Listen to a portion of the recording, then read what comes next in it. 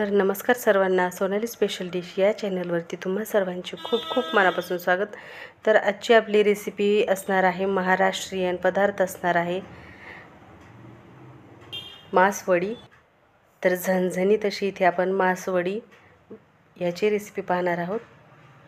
तर व्हिडिओ जो आहे तो तुम्हाला बघायचा आहे शेवटपर्यंत। तर चला मग रेसिपीला सुरुवात करूया। तर मासवडीसाठी लागणारे इथे आपण साहित्य बघूयात। 1 वाटी किसून घेतलेलं खोबरं आहे, भरपूर असा लसूण आहे, कढीपत्ता, कोथिंबीर, 4 कांदे, तीळ घेतलेले आहेत 1 वाटी। तर हे आपल्याला अगदी 2-2 3-3 मिनिटासाठी छान भाजून घ्यायचं आहे। खूप जास्त देखील याचा कलर चेंज असं करायचं नाही। असं 2-3 मिनिट छान भाजलं की लगेच आपल्याला ताटामध्ये थंड होण्यासाठी ठेवायचं आहे। भरपूर असा इथे मी लसूण घेतलेला आहे, कांदा घेतलेला आहे। कांदा व लसूण छान आपल्याला इथे परतून घ्यायचा आहे। कोथिंबीर आणि कढीपत्ता देखील याच्यामध्येच परतून घ्यायचा आहे। खूप छान टेस्ट लागते असं भाजून घेतल्यामुळे। तर आता हे आपल्याला मिक्सरमधून बारीक करायचं आहे। त्याच्यामुळे 4 चमचे धने आणि 1 चमचा जिरे टाकून मी छान पावडर तयार करून घेतलेली आहे। आणि एक कांदा आणि लसूण थंड झाल्याच्या नंतर याच्यामध्ये थोडंसं मीठ टाकून मी ते देखील मिक्सरमधून फिरवून घेतलेलं आहे।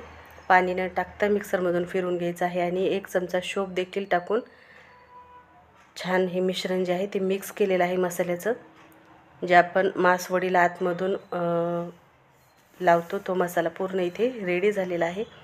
तर 1 चमचा तेल टाकून त्याच्यामध्ये जिरे, मोहरी, थोडीशी हळद टाकून पाणी टाकलेलं आहे। 2 ग्लास पाणी टाकलेलं आहे। चवीपुरतं मीठ टाकायचं आहे आणि छान याला उकळी आली की याच्यामध्ये आपल्याला बेसन पीठ टाकून घ्यायचं आहे। तर 2 ग्लाससाठी मी इथे 3 वाटी बेसन पीठ टाकलेलं आहे। अगदी परफेक्ट असं इथे प्रमाण आहे। जो आपला रेग्युलर ग्लास असतो तेच 2 ग्लास पाणी टाकून मी याच्यामध्ये 3 वाटी बेसन पीठ टाकून छान असं आपल्याला इथं मिक्स करून घ्यायचं आहे आणि झाकून ठेवायचं आहे।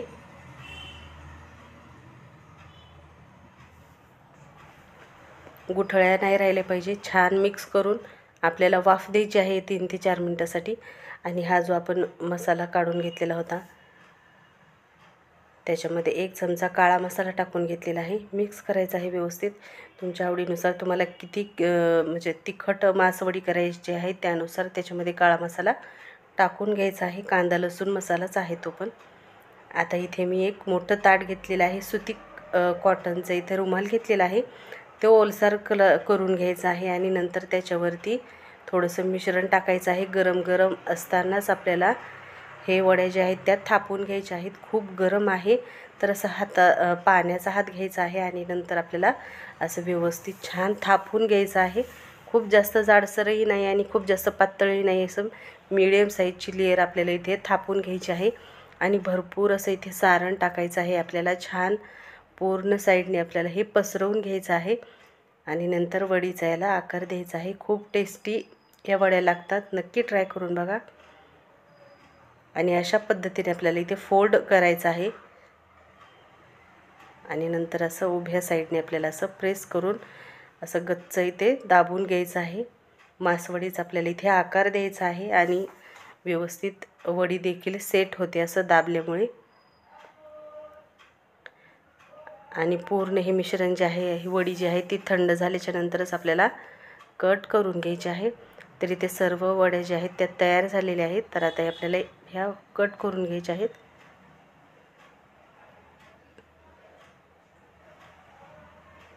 खूप जास्त पातळ नाही, असं जाडसरच आपल्याला ही वडी ते कट करून घ्यायची आहे। आणि बघू शकता तुम्ही परफेक्ट अशी मासवडी इथे मासोळ्यासारखी ती वडी तयार झालेली आहे।